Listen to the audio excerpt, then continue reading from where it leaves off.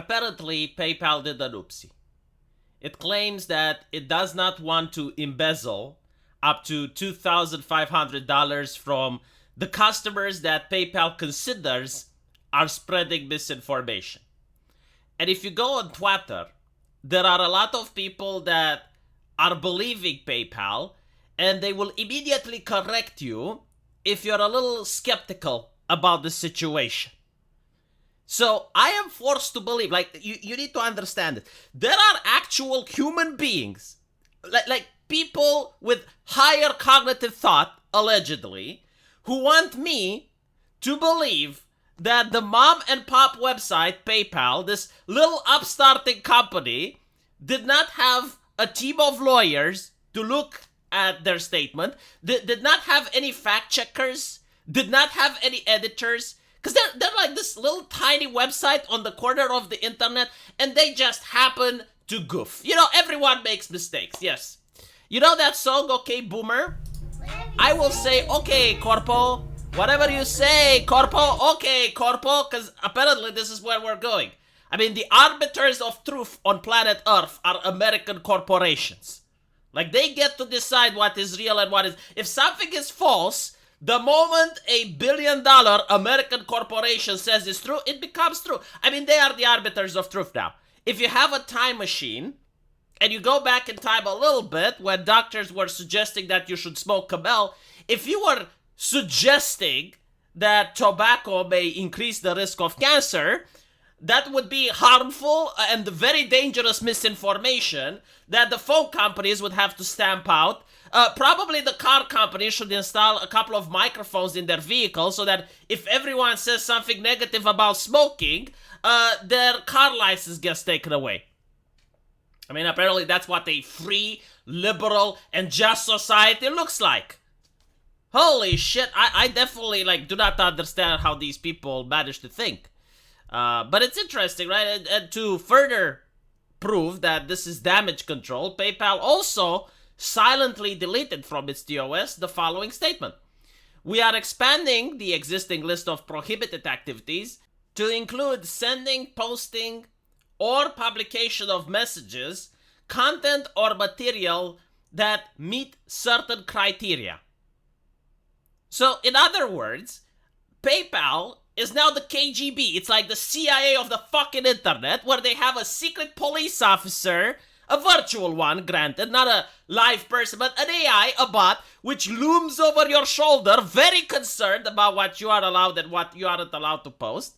And if they find out that you're posting something inappropriate, which PayPal deems so, then they would have taken $2,500 from your account. Up to. I mean, the level of greed, I understand capitalism is all about boom, the wealth, and now the progressive woke, they enjoy this type of American corporation that milks their user base of every penny. But come the fuck on. You would think there would be a line where they would say, okay, well, enough is enough. Because this is what I noticed, right? Most of the left were okay with this shit. I don't blame PayPal for trying it.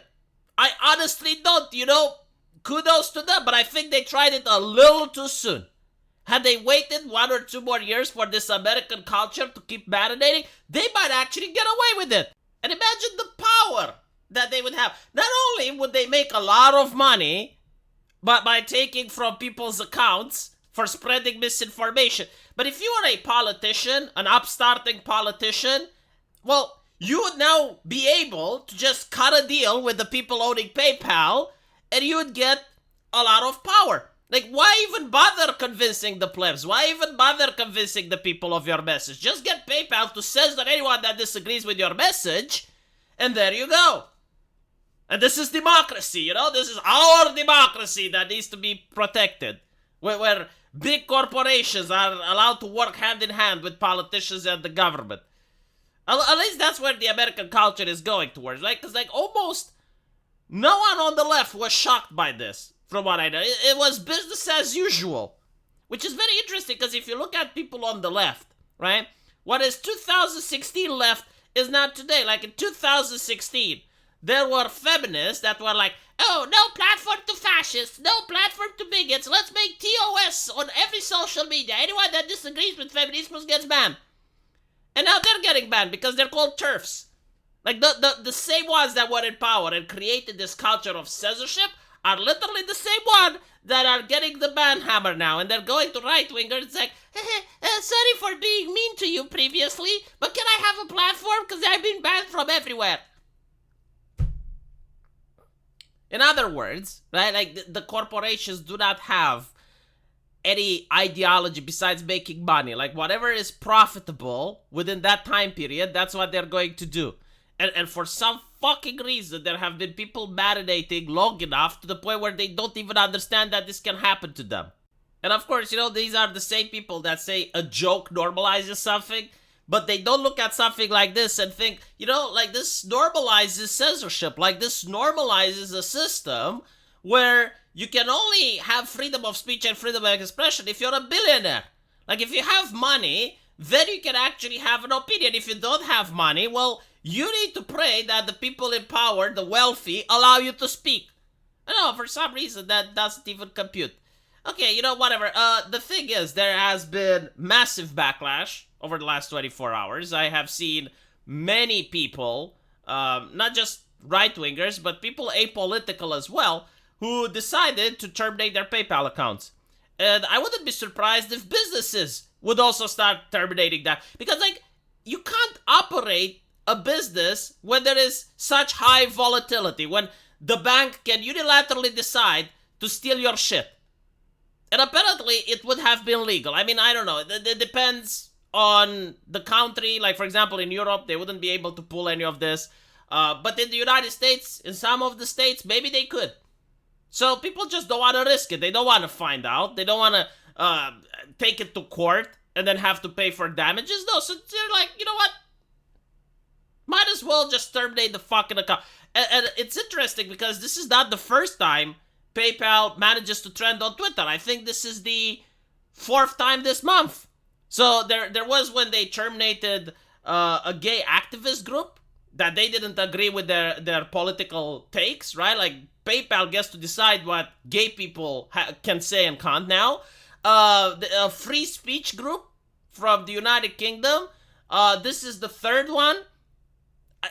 And now it's trending again because they're backpedaling so hard they might even solve the energy crisis. Like, just hook them up to a generator and their backpedaling is going to light up a city. That's how fast they are backpedaling. So, yeah, a lot of people from politicians to musicians to content creators. Oh yeah, there was that comic book guy. PayPal decided to stop his funds. Like, I just think that the people at PayPal, instead of trying to improve their platform, like, I mean, this is what I get, right? Like, this is what I feel. Instead of trying to improve their platform and instead of trying to make their payment processor more user-friendly, they're focused on how to steal your shit.